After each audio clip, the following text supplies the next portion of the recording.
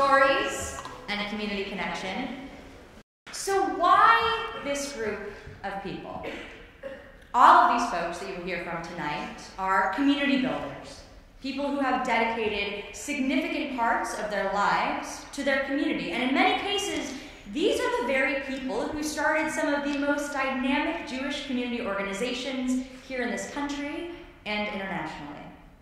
The idea behind gathering this particular group of people was inspired by the ironic burden carried by community builders. Although they dedicate their time to connecting people, oftentimes they themselves are so busy taking care of everyone else that they aren't able to prioritize themselves or their personal journey. So for the last few months, these people have been meeting up regularly to do the big personal work of looking inward, to try to truly understand themselves and their own story. The stories you're about to hear have themes of learning about yourself, asking questions, self-acceptance. It's going to be beautiful, sad, funny, heart-opening, educational, and entertaining. It's going to be a very special night. Deborah Fishman Shelby is the founder of FED, an inclusive Jewish community that feeds your soul with inspirational talks and art and, of course, food. FED has hosted over 100 dinner parties and creative gatherings from New York City to Paris, Jerusalem, Beersheba, Mallorca, Budapest, San Francisco, Boston, beyond, and soon downstairs after this. FED is part of the Hakel Network's Jewish Intentional Communities Incubator, for which Deborah also serves as an advisor to support other communities in leading Hakel's Arts and Culture sub-network. Passionate about global Jewish creativity and community, Deborah is our instigator for tonight, having brought the Buenos Aires-born ID Talks format to New York, facilitating the gathering of all the folks you saw grace the stage tonight. Please join me in giving our biggest welcome yet to the person who made it possible for all of us to be here tonight, Deborah Fishman Shelby.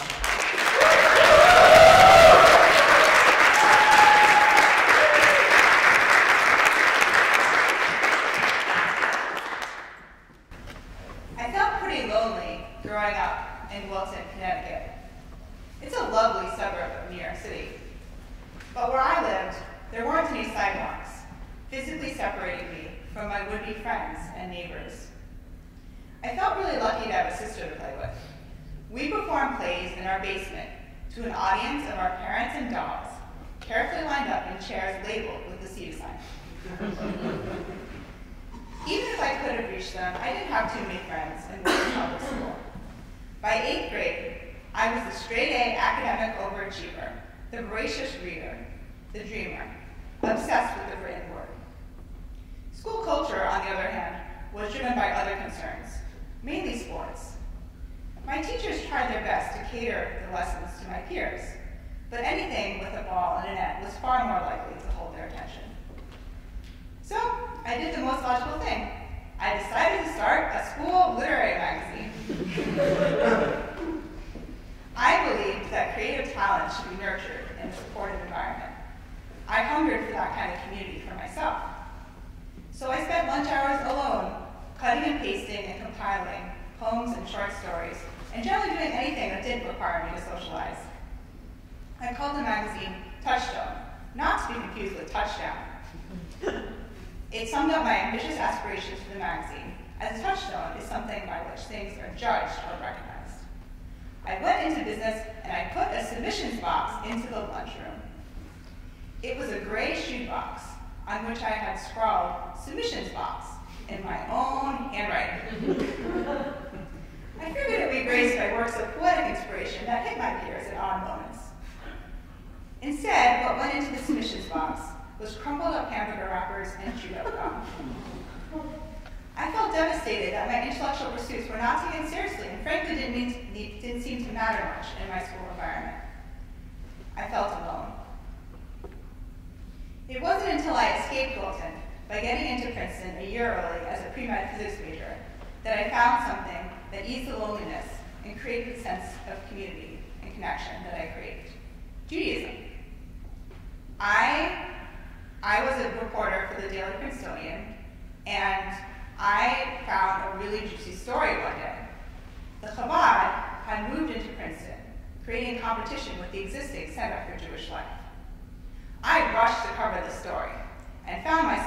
face with Rabbi Eitan Webb, Princeton's Chabad rabbi, a man with a big beard and a black hat, which seemed quite exotic coming from Wilton. Instead of answering my questions, he turned the tables on me, asking me all about myself and generally disarming me. Suffice to say, the story never got written. Instead, on Friday afternoons, I found myself at his home, studying Torah with him, and plucking the chickens to prepare for Shabbat with his wife, Gitzi. This idea that food could be elevated to be shared in a community, similar foods that were prepared forward in time and backward in time and all around the world, all with a similar intention, was extremely powerful to me. All of a sudden, I wasn't that lonely kid in Wilton. I had a community and a mission much larger than myself to belong to. While there weren't many Jews in Wilton growing up, we did belong to a conservative temple in the next town over. Most of the kids seemed to detest Hebrew school. In fact, one day, one kid was so bored that he walked out of the classroom window and climbed home and walked home. I, on the other hand, loved Hebrew school. Hebrew to me was a kind of a secret language or hidden code that those in the know could use to communicate, and it wove a network all around the world of those of us who shared our Jewish identity. My mother used to come into Wilton Public School to do Hanukkah with the kids. This entailed oven-baked potato pancakes, which were kind of latkes, an electric menorah, and plenty of wooden dreidels.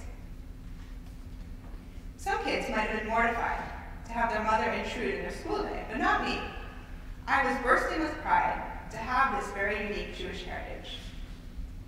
Fast forward years later, I am still in love with Shabbat and holiday meals, and this love has expanded to all kinds of initiatives that I engage with in order to build the kind of community that I have always dreamed of. A place where it matters whether you are there or not, and where you are seen for who you really are.